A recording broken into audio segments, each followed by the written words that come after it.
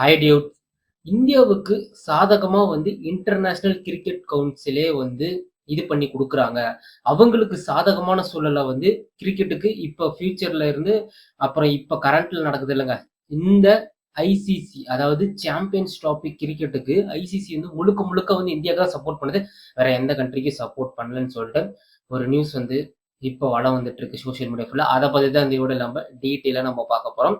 ஆக்சுவலா இந்த ஐசிசி இருக்குல்லங்க. ஸோ இந்த இன்டர்நேஷனல் கிரிக்கெட் கவுன்சில் நடத்துற சாம்பியன்ஸ் டிராபி போட்டி வந்து யார் வந்து ஹோஸ்ட் பண்றான்னு கேட்டீங்கன்னா, பாகிஸ்தான் தாங்க ஹோஸ்ட் பண்ணுது. 2025ல பாகிஸ்தான் வந்து ஹோஸ்ட் பண்ணுது. பட் இந்தியா வந்து எப்ப சாம்பியன்ஸ் டிராபி ஸ்டார்ட் பண்றதுக்கு முன்னாடியே வந்து எங்களால பாகிஸ்தானுக்கு போக முடியாது. பிகாஸ் த ரீசன் வந்து அவங்களுக்கு அங்க வந்து பாதுகாப்பு இல்லையாம். அதாவது எங்க பாதுகாப்பு இல்லையாம், பாகிஸ்தானுக்கு நம்ம இந்திய வீரர்கள் போறதுக்கு பாதுகாப்பு இல்ல. அதனால வந்து பிசிசிஐ வந்து ஐசிசி கிட்ட வந்து கோரிக்கை விட்டுருக்காங்க. நாங்க வந்து பாகிஸ்தான் போல. எங்களோட மேட்ச் ஃபுல்லாவே வந்து இந்தியாவுக்கும் பாகிஸ்தானுக்கும் நியூட்ரலா இருக்க ஒரு வென்யூல வந்து வைங்கன்னு சொல்லிட்டு ஐசிசிக்கு வந்து அவங்க வந்து ஒரு லெட்டர் வந்து கடிதத்தை வந்து அனுப்பிச்சிருக்காங்க.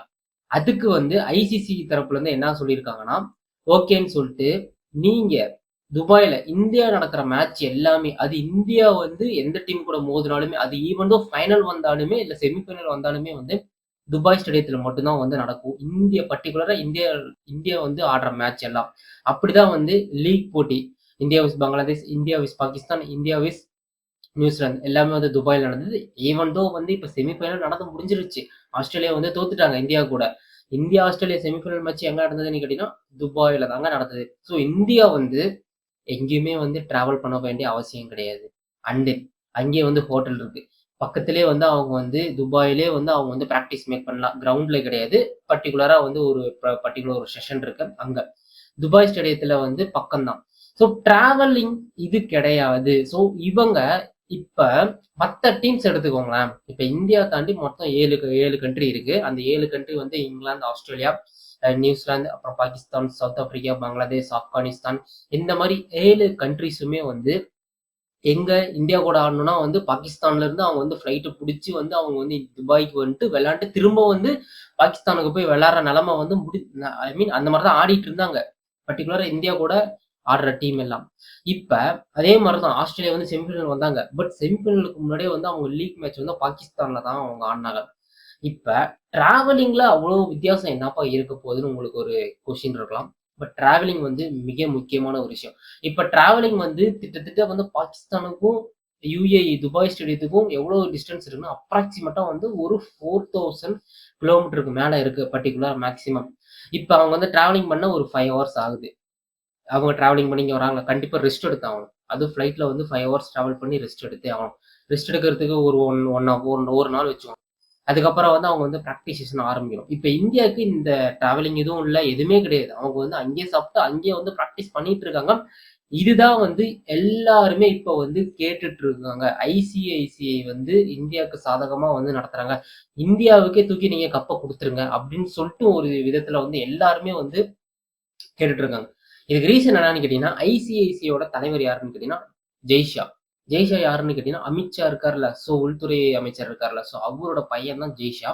அவரு தான் வந்து ஐசிஐசிஐக்கு போன இயர் வந்து அவரு தான் வந்து ஹெட்டா மாறாரு. அதுக்கு முன்னாடி வந்து வேற ஒருத்தர் இருந்தாரு. பிசிசிஐ விட்டு முன்ன வந்து அவரு பிசிசிஐ அதாவது board of control of cricket in இந்தியாவுக்கு வந்து அவரு வந்து இப்ப லீடரா இருந்தாரு. இப்ப வந்து டோட்டல் ஐசிசிஐக்குமே வந்து ஜெய்ஷாவோட பையன் இருக்காருல அமித்ஷா. அமித்ஷாவோட பையன் ஜெய்ஷா தான் வந்து லீடரா இருக்காரு.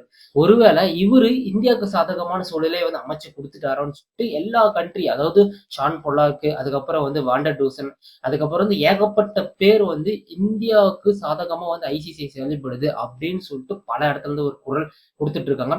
ஒருவேளை இந்தியா விஸ் நியூசிலாந்து ஃபைனல்ல இந்தியா ஜெயிச்சிச்சுன்னா கண்டிப்பா இது வந்து பெரிய நியூஸா வந்து மாறதுக்கு அதிகபட்ச வாய்ப்பு இருக்கு. பிகாஸ் எல்லாத்துக்கும் ரீசன் இப்ப நான் சொன்ன ரீசன் எல்லாமே பாகிஸ்தானுக்கு இந்தியா போல டிராவலிங் வந்து இல்ல தேவையில்ல. அங்கேயே வந்து ஹோட்டல், அங்கேயே வந்து ரூமு பக்கத்து பக்கத்துல எல்லாம் விளையாண்டுட்டு துபாயில வந்து அதுவும் ஒரு டீம் ஹோஸ்ட் நடத்துற டீம் பாகிஸ்தான் ஒரு ஃபைனலை வந்து நீங்க வந்து பாகிஸ்தான்ல வைக்க முடியாத அளவுக்கு வந்து அங்க வந்து இதுவா அப்படின்னு சொல்லிட்டு ஒரு இதுல கேக்குறாங்க. இப்போ ஹோஸ்ட் நடத்துற கண்ட்ரி தானே வந்து ஃபைனல் வந்து அங்கதானே வந்து வைக்கணும். பிகாஸ் வந்து அவங்க வந்து காசு செலவு பண்ணி வந்து ஹோஸ்ட் பண்றாங்க. இருந்தாலுமே வந்து இப்ப இந்தியா வந்து ஃபைனல் போயிடுச்சுன்னா நாங்க வந்து ஃபைனல் துபாயில தான் வைப்போம்னு சொல்லிட்டு ஐசிசிஐ முன்னாடி வந்து தெரிவிச்சிருந்தாங்க. இப்ப வந்து இந்தியா ஃபைனல் போயிடுச்சு. பட் இந்த ஹோஸ்ட் நடத்துற பாகிஸ்தானுக்கு ஏமாற்றமே வந்து மிஞ்சுது. ஒருவேளை இந்தியா விஸ் பாகிஸ்தான் ஃபைனல் வந்திருந்தா பாகிஸ்தான் கேட்டிருந்திருக்கலாம். யார்கிட்ட ஐசிசிஐ கிட்ட கேட்டிருக்கலாம். நாங்க ஃபைனல் வந்துட்டோம். எங்களோட கண்ட்ரிலே நீங்க வந்து ஃபைனல்ல வைங்கன்னு சொல்லிட்டு அவங்க வந்து கேட்டுக்கலாம். பட் அன்பார்ச்சுனேட்டா பாகிஸ்தான் வந்து செமிஃபைனலே வரல. லீகோடே வந்து போயிடுச்சு. ஒரு வெற்றி கூட வந்து வின் பண்ணல. ஹோஸ்ட் நடத்துற கண்ட்ரி பாகிஸ்தான். பட் இருந்தாலுமே வந்து பாகிஸ்தானுக்கும் இந்தியாவுக்கும் நடந்த மேட்ச் எங்க நடந்தது கிடையாது, துபாயில தான் நடந்தது. பாகிஸ்தான்ல நடக்கல. இது வந்து அவங்களுக்கு வந்து ஒரு மிகப்பெரிய ஏமாற்றம்.